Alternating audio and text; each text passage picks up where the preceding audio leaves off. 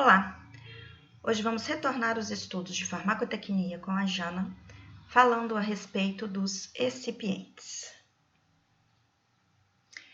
O fármaco é, pelo papel que representa, considerado o ator principal no desempenho de uma forma farmacêutica.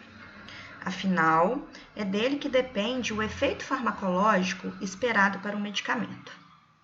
No entanto, hoje nós vamos aprender que os excipientes também desempenham um papel importante e principal, juntamente com o fármaco, no desempenho de uma formulação farmacêutica. A imagem apresentada representa as etapas que ocorrem no organismo após a administração de uma forma farmacêutica até a obtenção do efeito farmacológico esperado para ela. São vistas 3 etapas. Primeira, a fase farmacêutica ou farmacotécnica, onde a gente tem apresentadas diferentes formas farmacêuticas administradas pela via oral.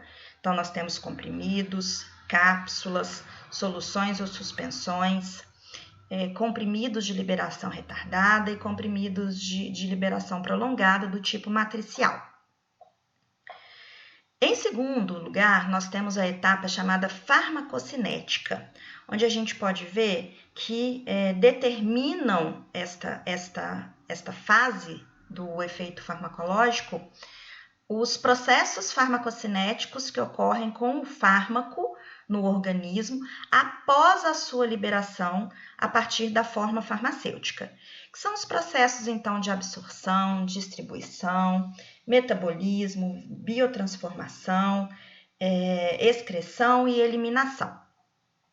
E por último, a gente tem a etapa chamada farmacodinâmica, né, que é onde ocorre a interação entre o fármaco, que saiu da forma farmacêutica, sofreu as etapas farmacocinéticas e está disponível para se ligar a um receptor específico do organismo e desencadear, então, o efeito farmacológico. Nós podemos perceber, através dessa imagem, que a primeira fase, a fase farmacotécnica, que é aquela na qual nós, farmacêuticos farmacotécnicos, podemos interferir, ela vai determinar o sucesso de todas as demais. Por quê? Porque é necessário que, inicialmente, antes de ser absorvido, o fármaco saia da formulação. Ele saia da forma farmacêutica, ele sofra dissolução, quando ele não for administrado, né? Obviamente, na forma de solução, para que ocorra, então, as demais etapas. E a gente pode inferir, então, que nesta primeira etapa aqui, inúmeros fatores vão interferir, como, por exemplo, as características físico-químicas do fármaco, se o fármaco é mais ou menos hidrofílico, o grau de ionização da molécula, o pKa dessa molécula, o coeficiente de partição que vai definir a permeabilidade e que, portanto, interfere na absorção, enfim, aquelas características inerentes à molécula do próprio fármaco. Além disso, vão interferir nesta etapa da saída do fármaco da forma farmacêutica parâmetros relacionados à presença do tipo e quantidade de excipientes presentes na formulação. Se a gente imaginar, por exemplo, um comprimido, esse comprimido ele está veiculando um fármaco que seja insolúvel, de natureza hidrofóbica, e o comprimido contém muito aglutinante e pouco tensoativo ou não contém tensoativo, por exemplo, eu posso ter uma dissolução do fármaco que vai ser prejudicada. Portanto, eu preciso atuar na minha formulação, adicionando, no caso do exemplo que eu dei, desagregantes ou agentes tensoativos que vão favorecer a desagregação do comprimido, né, ou a desintegração, e a dissolução do fármaco, disponibilizando as moléculas, então, para os demais processos farmacocinéticos. Portanto, o tipo e a quantidade de excipientes, além do processo produtivo e do tipo de forma farmacêutica utilizada, obviamente, tem uma grande influência no efeito farmacológico que a gente espera do produto, do medicamento que a gente ingere. Portanto, aquela frase que provavelmente todo mundo já ouviu, não te trate como princípio ativo quem te trata como recipiente, ela é uma inverdade, uma vez que a gente sabe agora que o recipiente exerce uma influência muito grande no desempenho da fórmula farmacêutica. Ao longo do tempo, o conceito de recipiente sofreu uma grande evolução. Inicialmente considerados meros adjuvantes, química e farmacologicamente inertes, empregados para dar volume, estabilidade, cor, odor e sabor para as preparações, hoje eles são considerados componentes essenciais da formulação. Permitiram a evolução conceitual os seguintes motivos: a criação de seções específicas para os recipientes no Formulário Nacional da Farmacopeia Americana, bem como a inclusão de monografias de recipientes na mesma, a publicação do Handbook of Pharmaceutical Recipients, lá em 1986, na sua primeira edição, a criação do Conselho Internacional de Recipientes Farmacêuticos, o IPEC, em 1991, necessidades do setor e de variáveis tecnológicas do setor, como equipamentos modernos que requerem um desempenho diferenciado dos recipientes, e o crescimento de pesquisa envolvendo formas farmacêuticas de desempenho terapêutico avançado, que requerem o uso de recipientes também avançados. Segundo o IPEC, a forma farmacêutica contém ingredientes ativos e outros materiais inativos, também conhecidos por recipientes, que vão interferir no comportamento da forma farmacêutica, juntamente com variáveis do processo.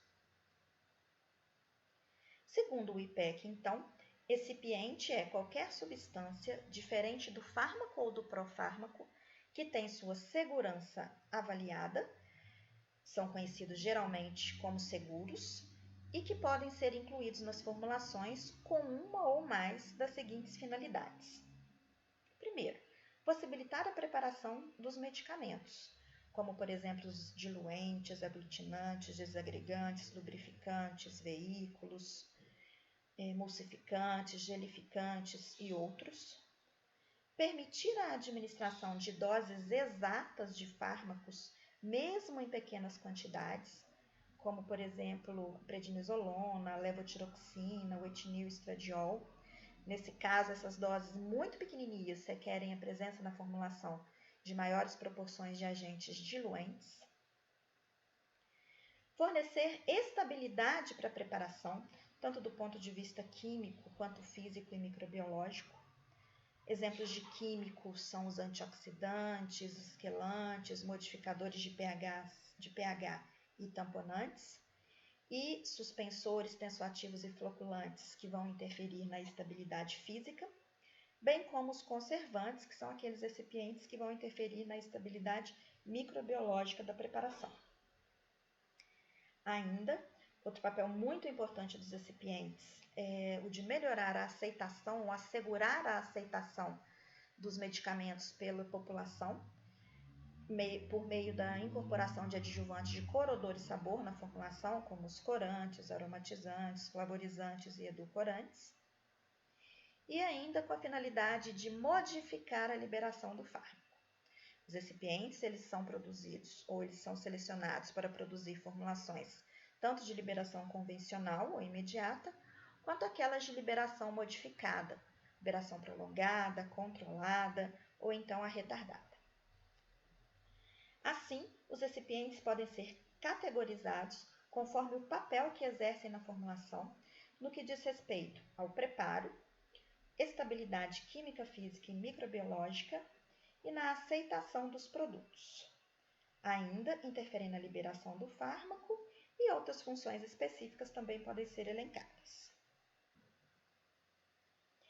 São características de um recipiente considerado ideal: ter a segurança avaliada, ser toxicologicamente inativo, ser química e fisicamente estável, apresentar boas características de fluxo e compressão, no caso do preparo de formas farmacêuticas sólidas, estarem disponíveis a partir de fontes diversas e a um baixo custo, serem de fácil armazenamento, apresentarem sabor, cor e odor agradáveis e características reprodutíveis lote a lote, e serem submetidos, assim como os fármacos, aos testes de controle de qualidade.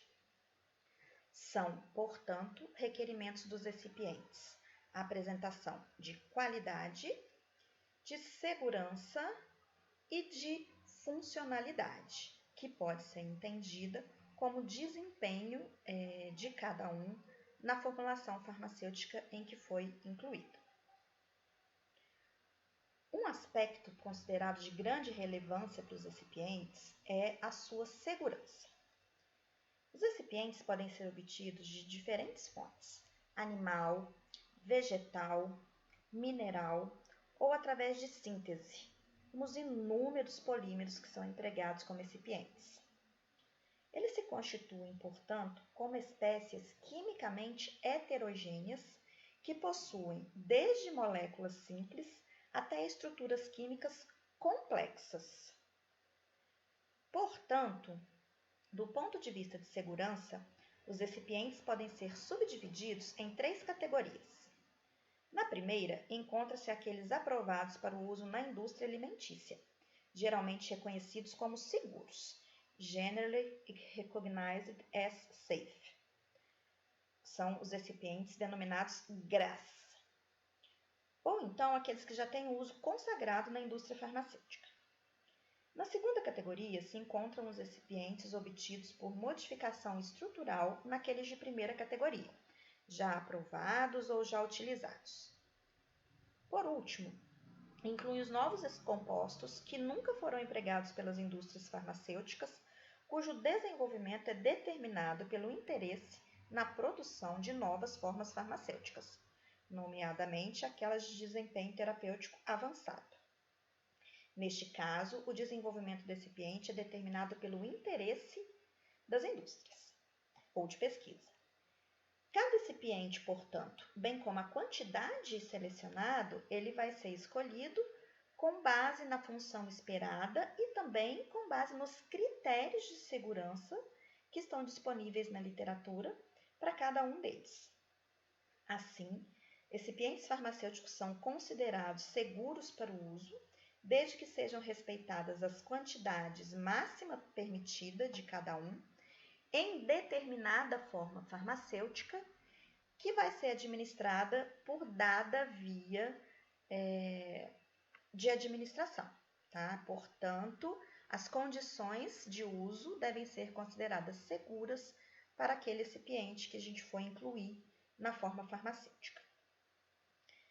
Em função da natureza química e da segurança das formulações, percebemos então que essas devem ser simplificadas, ou seja, elas devem conter um número reduzido de recipientes, somente aqueles considerados essenciais, para a gente evitar que ocorram reações adversas ao medicamento em função da presença de recipientes na formulação.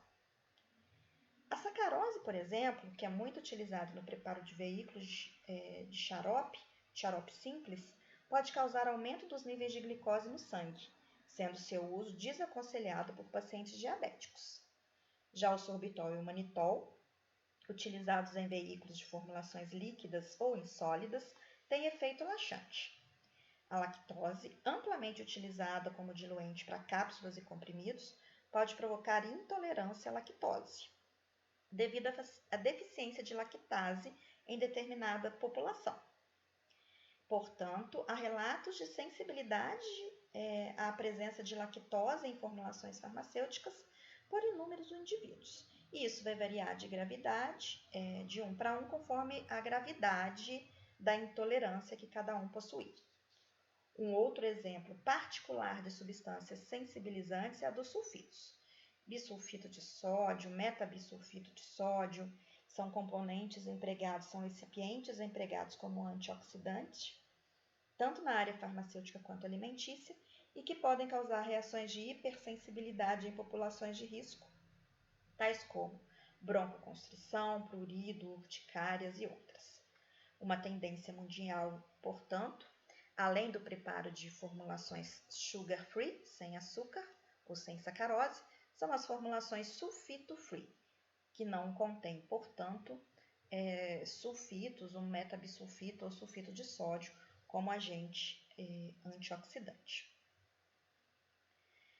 Bem, os relatos a respeito da segurança dos recipientes, eles podem ser encontrados tanto no Handbook of Pharmaceutical Recipients, na monografia de cada recipiente, coloquei aqui o exemplo da monografia da carboximetilcelulose sódica, então são várias seções na monografia de cada recipiente e uma delas é a descrição da segurança.